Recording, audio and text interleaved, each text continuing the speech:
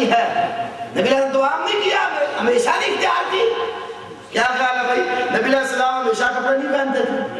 یہ کہا جس پر دوام و سنت ہے، وڈیرا کہتا ہے کپڑے پہننا سنت نہیں ہے۔ دائیں ہاتھ سے کھانا کھانا بھی سنت، حالانکہ دائیں ہاتھ سے کھانا کھانے کا حکم بھی موجود ہے۔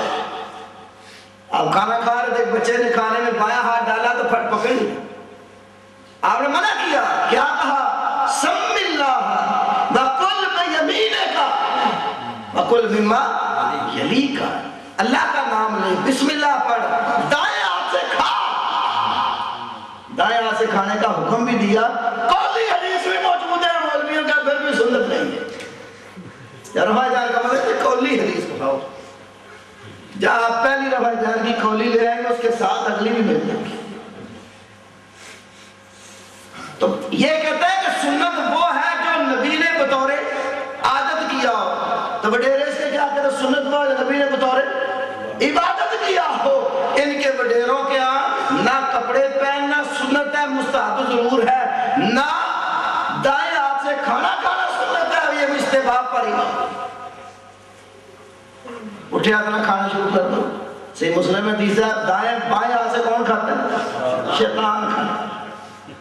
یہ بائیں ہاتھ سے بھی کھا لیں تو کوئی حرج نہیں کیا، کیونکہ پیغمبر نے کہتے ہیں بطور عادت کیا ہے، بطور عبادت نہیں کیا۔ بطور عبادت نہیں کیا تو حکم کیوں دے رہے ہیں؟ اور کپڑے پہننا جس طرح میں نے رس کی۔ آج ہم راستے میں ایک تقریر سن رہے تھے مولوی منظور صاحب، کہتے ہیں ایک طبقہ وہ ہے جو کہتے ہیں نماز میں نہ ہاتھ یہاں باندھو نہ یہاں باندھو نہ اس سے نیچے باندھو بلکہ کھول کر نماز۔ کیوں؟ کہتے ہیں ایسے لیے کہ جسے بچہ پیدا ہوا تھا نا تو وہ بچہ پیدا تھا ہاتھ کھلے ہوئے، بولے منظور صاحب کہہ رہے میں سٹر لا کے پڑے آپ کو تو لنگا ہی ہو۔ جب کپڑے پہننا سنت نہیں ہے تو ننگے ہو کے پڑھ لو، کیونکہ سنت وہ ہے جو بطور عبادت کی ہو۔ تمہارا تھانوی کہتا ہے یہ بطور عبادت نہیں، بطور عادت ہے۔ تو سنت کی جو تعریف کی وہ بھی غلط، کچھ پتا نہیں اس بے وقوف کو، اور کہتا ہے کہ میری کوئی بکا تیری میں بکا تیری کیا ہو، اپنی تقریر میں تو کتنا جھوٹ بول کے گیا۔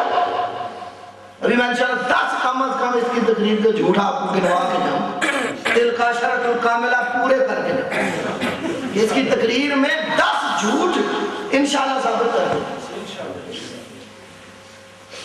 تو جھوٹے آدمی کا کوئی اعتبار ہے؟ دروغ پر گردن رامی، جھوٹ تو رامی کی کرتے ہیں، جھوٹ بول کے گیا ہے، بڑے بڑے جھوٹ بول کے گیا۔ انشاءاللہ میں ابھی دلائل سے رس کروں گا، پہلے 2-3 باتیں کریں۔ پھر کہتا ہے اس سے سوال کرو، اگر تو سچا حدیث ہے تو وہ تو کہتے ہیں حدیث کے ماہر، سچا حدیث کس کو کہتے ہیں؟ حدیث کے، اگر تو حدیث کا ماہر نہیں تو وہ جھوٹا حدیث ہے۔ تو میں پوچھتا ہوں یہ جو حنفی ہے، حنفی، آپ اس سے پوچھیں بھئی تو سچا حنفی ہے کہ جھوٹا حنفی؟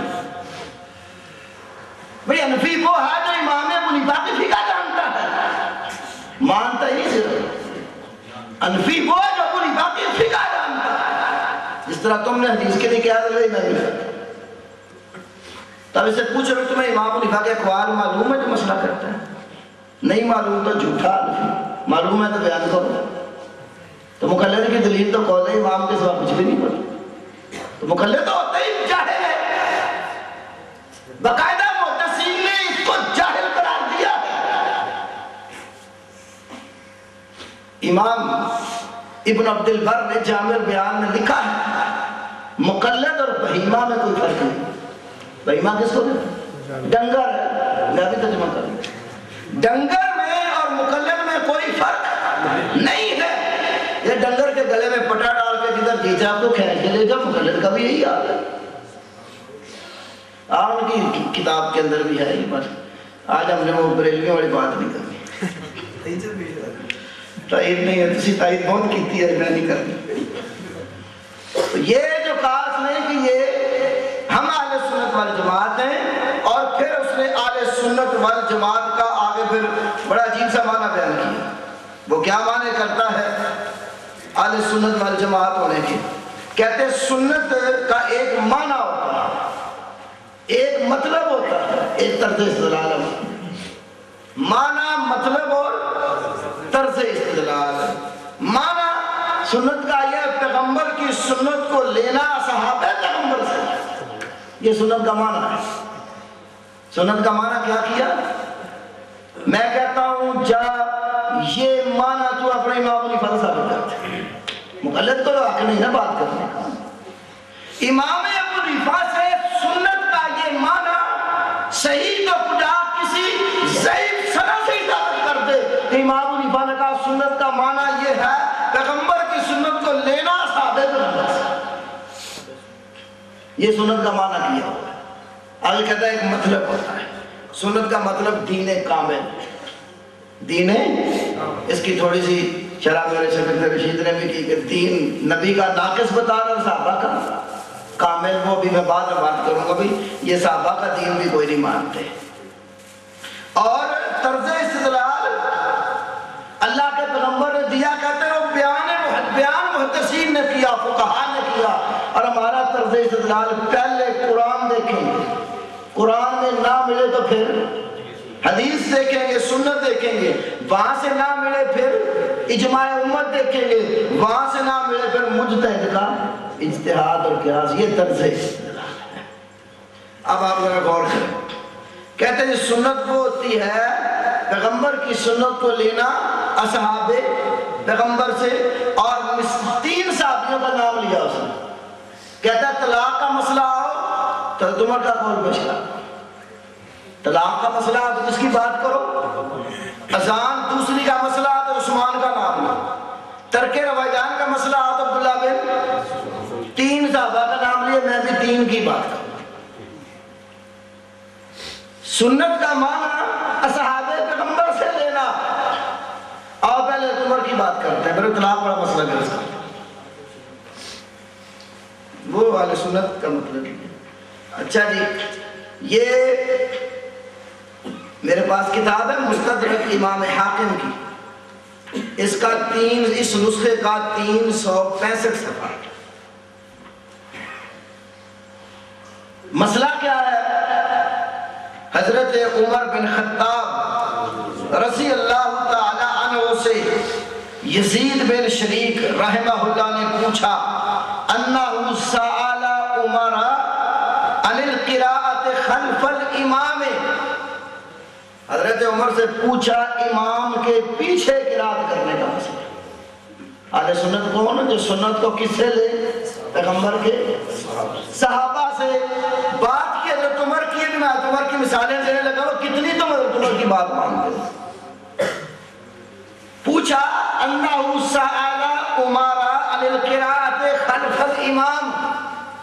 حضرت عمر سے پوچھا امام کے پیچھے قرات کرنے کے بارے میں. فقالا, تو حضرت عمر نے کہا اقرا بفاتحۃ الکتاب. کیا پڑھ؟ اقرا بفاتحۃ الکتاب. تو سورۃ فاتحہ پڑھ. کس کو کہہ رہے ہیں؟ مقتدی کو. یہ پوچھا نا امام کے پیچھے. امام کے پیچھے کون ہوتے ہیں؟ مقتدی. مقتدی کو حضرت عمر کہہ رہے اقرا بفاتحۃ الکتاب, سورۃ فاتحہ پڑھ. قل تو یزید بن شریک کہتے ہیں میں نے کہا ان کنتا انت, اگر آپ امام بنے ہو اور آپ کے پیچھے میں ہوں پھر بھی میں پڑھوں. قالا ان کنتو انا, فرمایا ہاں اگر میں بھی امام ہوں اور تو پیچھے ہو تو کیا کر پڑھ. قل تو ان جہرتا, میں نے کہا اگر آپ جہری اونچی آواز میں قرآن پڑھ رہے ہوں تو پھر بھی میں پڑھوں. قالا ان جہرتو, عمر نے کیا کہا رضی اللہ عنہ, اگر میں جاری قرآن پڑھوں اونچی آواز میں قرات کر رہا ہوں پھر بھی پڑھ. یہ حدیث نقل کر کے نا امام اکرم فرماتے ہیں وقد صحت الروایت عن امیر المؤمنین عمر بن الخطاب وعلی بن ابی طالب رضی اللہ عنہما وانہما کانا یامران بالقراءۃ خلف الامام. صحیح روایات سے ثابت ہے کہ عمر بن خطاب خلیفۃ المسلمین, علی مرتضی خلیفۃ المسلمین, انہما کانا یامران, دونوں حکم دیتے تھے بالقراءت خلفا، امام کے پیچھے قراءت کرنے کا یہ کہہ کر امام آخر اس کو صحیح کہہ رہے، اور امام ذہبی بھی فرماتا ہے یہ صحیح ہے۔ امام بہقی نے یہ روایت اپنی سنن کبریٰ میں بھی اور کتاب القراءت میں بھی، امام بخاری نے جزء القراءت میں، امام عبدالرزاق نے اپنی مصنف میں، ابو بکر بن ابی شیبہ نے بھی اپنی مصنف میں، امام دارقطنی نے اپنی سنن میں یہ حدیث نقل کی ہے، اور دارقطنی بھی فرماتے ہیں ھذا اسناد صحیح ورواۃہ کلھم ثقات، یہ روایت سند کے اعتبار سے صحیح ہے اور اس کے سارے راوی۔ تو پیغمبر کی سنت کس سے لینا؟ پیغمبر کا حکم ہے لا صلاۃ لمن لم یقرأ بفاتحۃ الکتاب، جو سورۃ فاتحہ نہیں پڑھتا اس کی نماز نہیں۔ ابن خزیمہ وغیرہ میں حدیث ہے کہ لا تجزئ صلاۃ لا یقرأ فیہا بفاتحۃ الکتاب، جس نماز میں سورۃ فاتحہ نہیں پڑھی جاتی لا تجزئ، وہ کفایت نہیں کرتی۔ یا ایک اور مسئلہ بھی سن، اللہ کے نبی کیا کہتے ہیں؟ جس نماز میں فاتحہ نہ پڑھی جائے لا تجزئ، وہ کفایت نہیں کرتی۔ فاتحہ کتنی آیتیں ہیں؟ 7۔ ابھی آپ نے ہدایہ کے والے سے سنا نا وَأَدْنَىٰ مَا يُجْزَىٰ مِنَ الْقِرَاءَةِ، کم از کم جو قرات کفایت کرتی ہے نماز میں، ہدایت نے لکھا امام ابو حنیفہ کے نزدیک کتنی ہے؟ 1 آیت۔ امام ابو حنیفہ کے نزدیک جو قرات کفایت کرتی ہے کتنی ہے؟ اور نبی پاک کے نزدیک 7۔ پہلے تو امام ابو حنیفہ رسول اللہ کا تضاد دور کرو، نبی پاک فرماتے ہیں 7 یہ جو آیتوں فاتحہ کے سوا کوئی قرات کفایت نہیں کرتی، اور امام ابو حنیفہ کہتے ہیں 1 آیت پڑھ لو تو کفایت۔ اب ہم نے پیغمبر کے اس حدیث کو لیا اور عمل ساتھ پہ دیکھا صحابہ پیغمبر سے، تو حضرت علی بھی حکم دے رہے ہیں فاتحہ پڑھنے کا، حضرت عمر بن خطاب بھی فاتحہ پڑھنے کا حکم دے رہے ہیں، تو کہاں گیا تمہارا یہ اصول کہ ہم سنت لیں گے نبی کی اصحاب پیغمبر سے؟ تو اگر اصحاب پیغمبر سے لیتے ہو تو اعلان کرو کل ہم حضرت عمر کے اس فتوے کے مطابق امام کے پیچھے جاری نمازوں میں بھی فاتحہ نہیں پڑھیں گے۔ لیکن سوال ہی پیدا نہیں، یہ لیتے ہیں سنت نہیں لیتے، یہ لیتے ہیں رائے امام ابو حنیفہ کی، دھوکہ دیتے ہیں سنت کے نام پر، رائے لیتے ہیں امام ابو حنیفہ کی۔ دلیل ایک تو آپ نے پہلے ہی سنا المقلد و مجتہد مستند قول مجتہد، اور وہ توضیح تنبیہ کا واقعہ بھی آپ نے سن لیا کہ المقلد فیقول هذا الحكم واقع عندي لانه ادى اليه رأي ابي حنیفہ فكلما ادى اليه رأيه فواقع عندي، کہ مقلد کی دلیل اس کے امام کا قول ہوتا ہے۔ حنفیوں کے ہاں دلیل مقلدین کے ہاں نہ قرآن دلیل ہے، نہ حدیث دلیل ہے، نہ اجماع دلیل ہے، نہ قیاس دلیل ہے، یہ 4 دلیلیں مجتہد کی ہوتی ہیں، مقلد کی دلیل تو امام کا قول ہے۔ یہ جو تھانوی کا یہ نا ملتان سے کتاب چھپی ہے حسین احمد مدنی کی تقریر ترمذی، اس کے غالباً 399 صفحہ ہے۔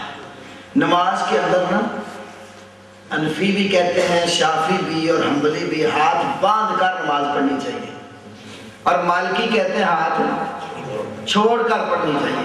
وہ کہتے ہیں یہ تینوں نا مقلد ہاتھ باندھنے والے، یہ ایک مالکی کے پاس چلے گئے، مالکی کو جا کر کہتے ہیں بھائی ہم تینوں ہاتھ باندھ کے پڑھتے ہیں، تو کھول کے کیوں پڑھتے؟ انہوں نے کہا آپ کو پتہ ہے میں امام مالک کا مقلد ہوں، تو دلیل پوچھنی ہے تو جا کر مالک سے پوچھو، مقلد سے دلیل کیوں پوچھتے ہو؟ وہ تم بھی مقلد ہو، تینوں مقلد تھے، خاموش ہو کے واپس آ گئے۔ انہیں حقیقت معلوم ہوگی کہ مقلد کا کام نہیں دلیل پوچھے، وہ تینوں ساکت ہو گئے، خاموش ہو کے واپس آ گئے کہ مقلد کا کام نہیں ہے دلیل پوچھنا۔ آج کا مقلد وہ ہے دلیلیں ایسی ایسی بدا کرتا ہے جو امام ابو حنیفہ کا بھی حاشیہ خیال میں ہے، بلکہ آج کل کا مقلد امام ابو حنیفہ کے اقوال کے اوپر قاضی اور جج لگا ہوا ہے۔ یہ آپ یاد رکھیں بات، جب ان سے بات ہوتی بھی کہا حنفی فرق کہتے ہیں ہمارا وہ قول پیش کرنا جو مفتہ بہی